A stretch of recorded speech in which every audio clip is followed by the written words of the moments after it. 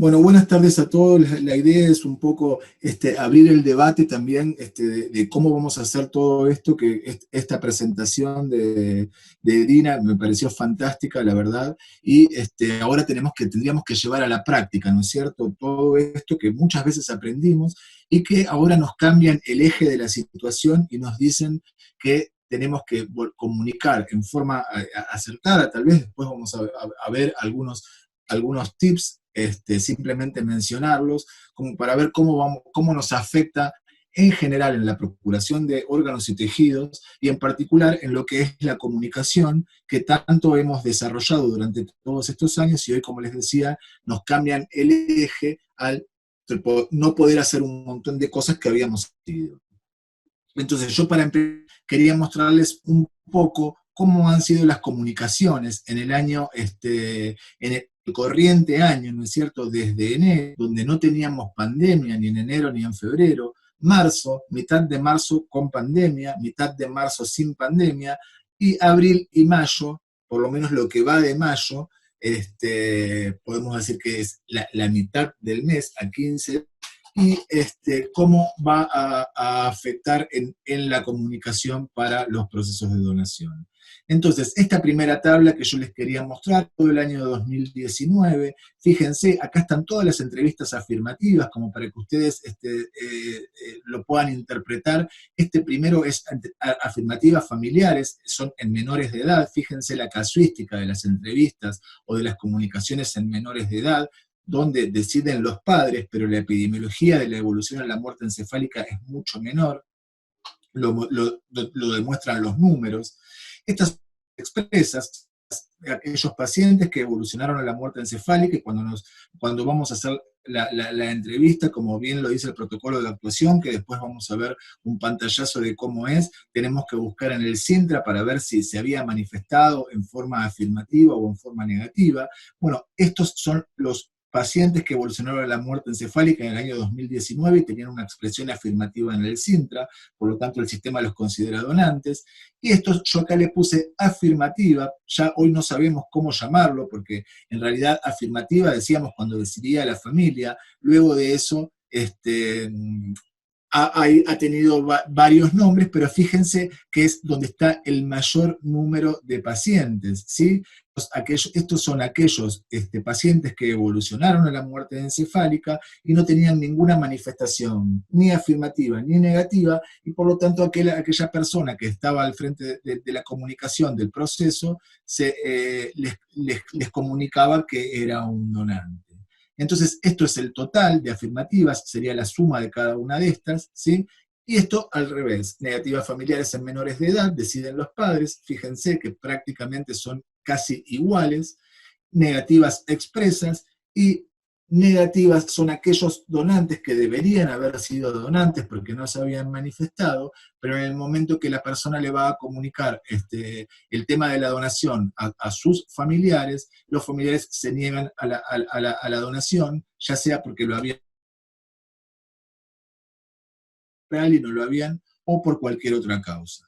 Esto es el total de afirmativas y esto es el total de oposición. Bueno, dicho esto y explicando un poco este cuadro, lo que podemos ver que esto es el total de comunicaciones mes a mes, 97 en enero, 93 en febrero, 62 en marzo, 28 en abril y 17 en mayo. Claramente se puede ver cómo han disminuido el número de comunicaciones. Eso es secundario a la disminución, como después vamos a ver en la próxima diapositiva, a lo que es el número de evolución o de detección de muertes encefálicas en todo el país en general. Queda la pregunta pendiente para decir, ¿hay menos muertes encefálicas? ¿La gente evolucionó menos? ¿O hay menos detección? Bueno, eso lo dejo quizás para debatir en otro momento. Y luego, para introducirnos en el tema también, lo que les quería mostrar era cómo fue evolucionando la oposición a la donación en forma general, esto ya no discriminado por menores de edad, afirmativas expresas o no expresas, sino en general. Esto sería la oposición global. Fíjense que nosotros terminamos el año 2018 con un número bajo, como 13% de oposición a la donación. Es decir, de todos los pacientes, ya sean mayores de edad, menores de edad, expresos o no expresos, presos que evolucionaban en la muerte encefálica, solo el 13% no se ablacionaba por cuestiones de oposición a la donación. Eso es un número ideal, ¿sí? Siempre nosotros decimos que esa oposición tiene que estar por debajo del 25%, y nosotros previo a la ley llevábamos un 45 o 46% de oposición familiar, o sea que pasamos de un 13% a un 45%.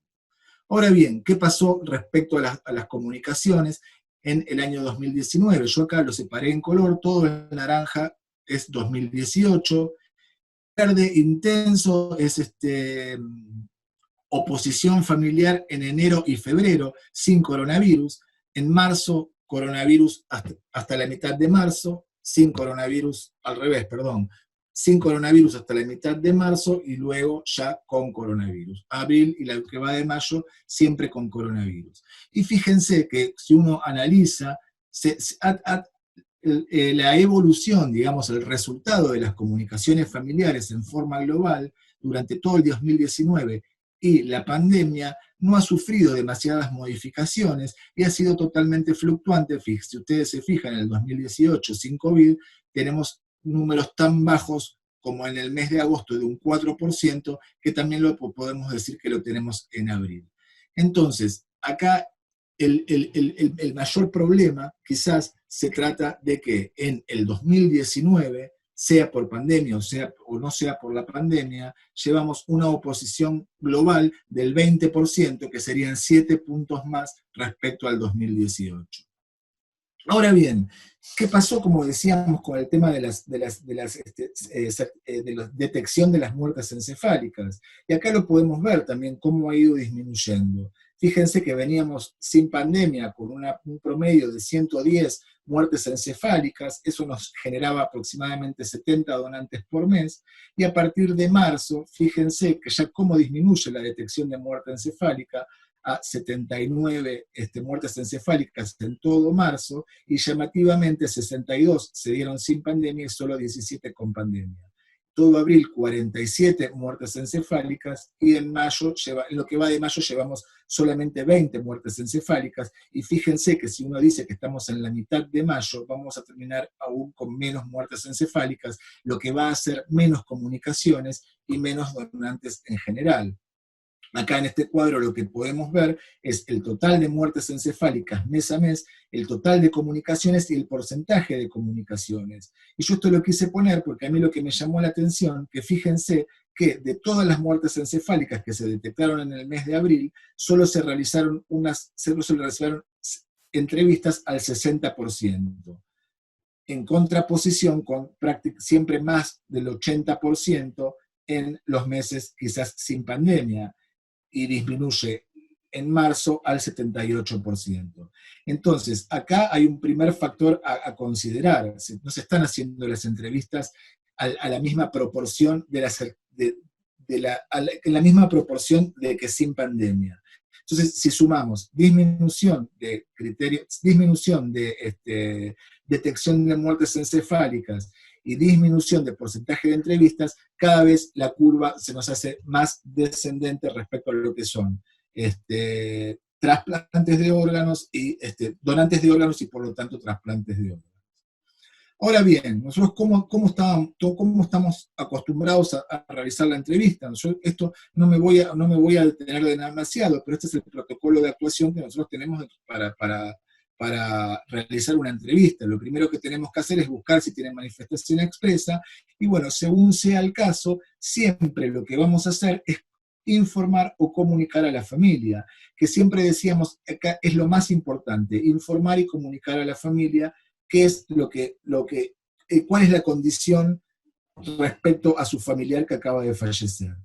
Y lo más importante, decíamos, es informar y comunicar, pero yo siempre le digo, lo más importante no es informar y comunicar, sino que lo más importante es cómo hacerlo. Y aprendimos que hay que hacerlo en el marco siempre de lo que es la relación de ayuda.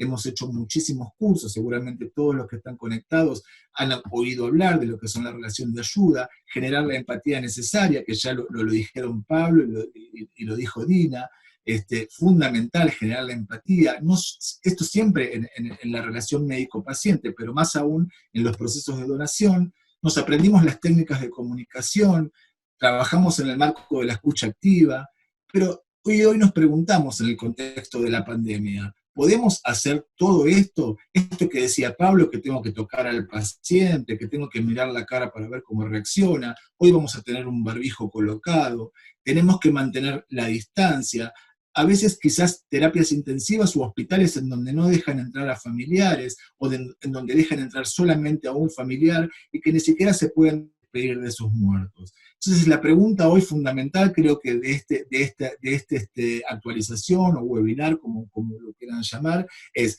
¿podemos realmente realizar todo esto que aprendimos tanto para procurar la mayor cantidad de órganos para que esa familia que acaba de perder un ser querido pueda aceptar la donación de órganos como algo terapéutico? Bueno, es pregunta que queda pendiente. Por supuesto, para debatir entre todos los presentes. Y lo mismo, ver, y escuchar también a todos los disertantes. Entonces decimos hoy, la comunicación de la donación en el contexto de la pandemia, SARS-CoV-2, ¿no es cierto?, que todo el mundo está hablando.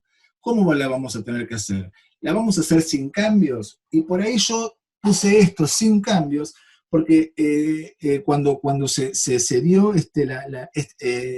el origen, digamos, de este webinar, que se dijo, bueno, ¿cómo va a ser? ¿Va a ser por videoconferencia? ¿Va a ser por WhatsApp? ¿Va a ser o va a ser sin cambios tomando los recaudos necesarios? Y cuando decimos sin cambios tomando los recaudos necesarios, me refiero a, bueno, quizás con un barbijo, con la máxima cantidad o con los participantes que ellos quieran, o no, quizás la vamos a hacer con un solo participante, comunicándole todo esto, tratando de reconocer todas estas técnicas que aprendí y adecuarlas a las circunstancias, o quizás no hacerla cara a cara, hacerla en modo telefónico, como también lo mencionaron en algún momento, por WhatsApp, que también podría llegar a ser, o hacerla por videoconferencia. Y bueno, y de ahí el debate para todos los que están escuchando, que la verdad que hoy tenemos que aprender todos. Creo que nadie tiene la verdad absoluta en el contexto de esta pandemia, porque es algo no solamente para nosotros, sino para el mundo entero. Por lo tanto, creo que la opinión de cada uno de ustedes suma, y de ahí haremos lo que nos sea más beneficioso a nosotros y para nuestros pacientes. Y lo que es más importante para aquellas personas que han perdido un ser querido, que comienzan un duelo y que tienen que acompañar en el proceso de donación como algo terapéutico que incluye también al duelo. Bueno, muchas gracias. La dejo a la licenciada y amiga Roxana Fontana que continúe con su presentación.